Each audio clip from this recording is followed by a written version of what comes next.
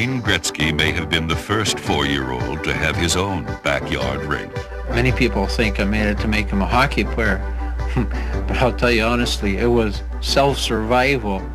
Because they'd take him over to the park and he wouldn't want to come home and I'd be freezing to death. I would skate for 7 or 8 hours a day. People would say, boy, you know, how could you practice that much? And I think looking back at it, if I would have considered it practice, I probably wouldn't have done it. I considered it fun, and that was my enjoyment in life. I would usually skate from about 7 to 8:30 and come in, go to school, come home at lunch, and then I'd be on the ice from 3:30 till my mom would make me come in for dinner, and then I'd have dinner and rest for a few minutes and go back out. And it was religious for me. I never missed. It was like that was my enjoyment in life. My whole life I was brought up that no matter what you do in life, that family is very important. And I always say to people, it's an extension now. I've gone from my parents and my grandparents, and now I have a wife and I have a daughter. My priority's always been my family, and materialistic things won't last. And no matter if you have $1 or $1 million, the most important thing in life is family, companionship, love. And so I'm the same way. Nobody can take away what I've done. And I'd love to see guys break my records. I mean, when Danny Heatley scored the 4 goals in the All-Star game, I wanted to go down after the second period, first to congratulate him, and second for my kids to meet him. But I said to him, break the record. I want to see you get 5 goals. That's what makes our game great. She's a 2-time Olympian, an Olympic bronze medalist. She's played in 5 World Cups. She's the longest serving soccer player in our country's history. Freshly retired and a UNICEF ambassador, I'd like you all to welcome Karina LeBlanc to the stage. So I was asked to come up here and introduce John Herdman, my coach, and I thought, sweet, I can really embarrass him in front of everybody, which I will. But I wanted to tell you about John Herdman, who is far more than just a coach. He came to our team in 2011. We'd come dead last at the World Cup. Dead last. We were broken, we were lost, and he asked us one of the most important questions ever. He asked us, what is your why? Why do you do this? And we went from dead last at a World Cup to 9 months later, standing on a podium, seeing our flag rise and living out our dreams. But the incredible thing about John Herdman is he is far greater than a coach. He's a man that will ignite that power from within you. He did that for me. 3 years ago, we had a conversation. He said, if by the end of this, you think your greater purpose on this earth is to kick a soccer ball for this country, then I have failed you. I went out trying to figure out greater purpose. Wow, this is pretty incredible. And within months, I became a UNICEF ambassador, and I found myself in Honduras, in the middle of nowhere, doing 4 days of giving back to the kids. And I got on this field, this dirt gravel road where you and I would be like, stepped out, and there were 200 young girls I was throwing a camp for. And they came sprinting across. And I was like, wow, this is pretty special. Because you could see in their eyes this moment meant something. And it wasn't that they'd seen me play in a World Cup or an Olympic Games. It was the fact that I showed up. And that day changed my life. Because 5 of those girls were wearing a gray jersey.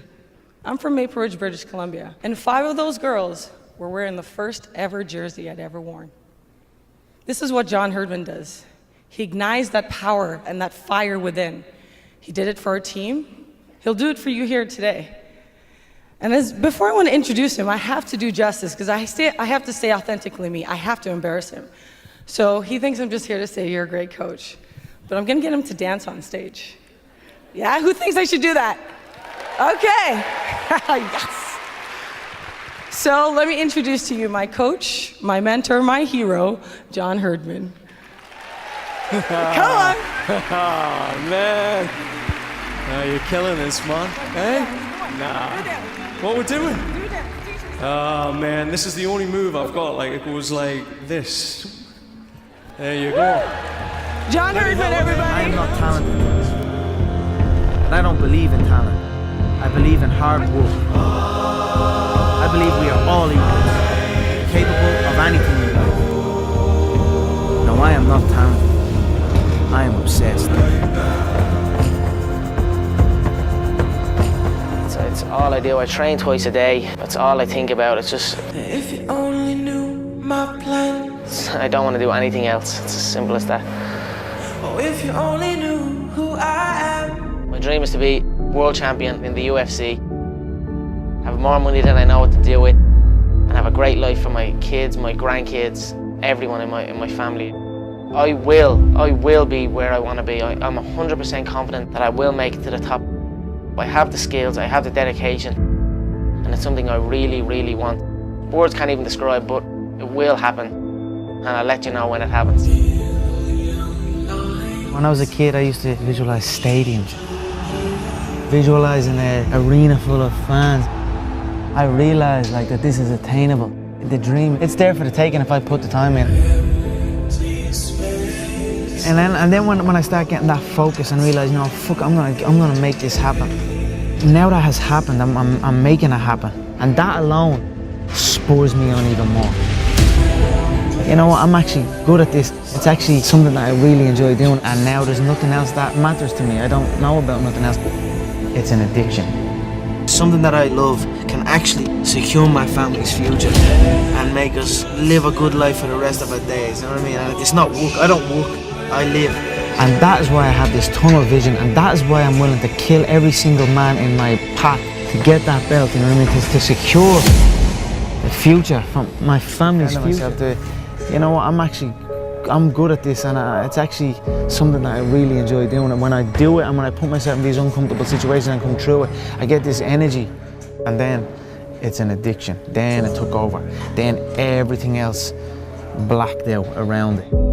I'm just curiously fascinated with it, and I can't stop thinking about it. Everything I do in my life is related to this. I don't do nothing else if it's not got to do with fighting. The gym, eventually, it takes over your life. It becomes an addiction. It becomes an obsession until everything else in your life doesn't matter. All that matters is you become a better martial artist, better at defending yourself, better at attacking.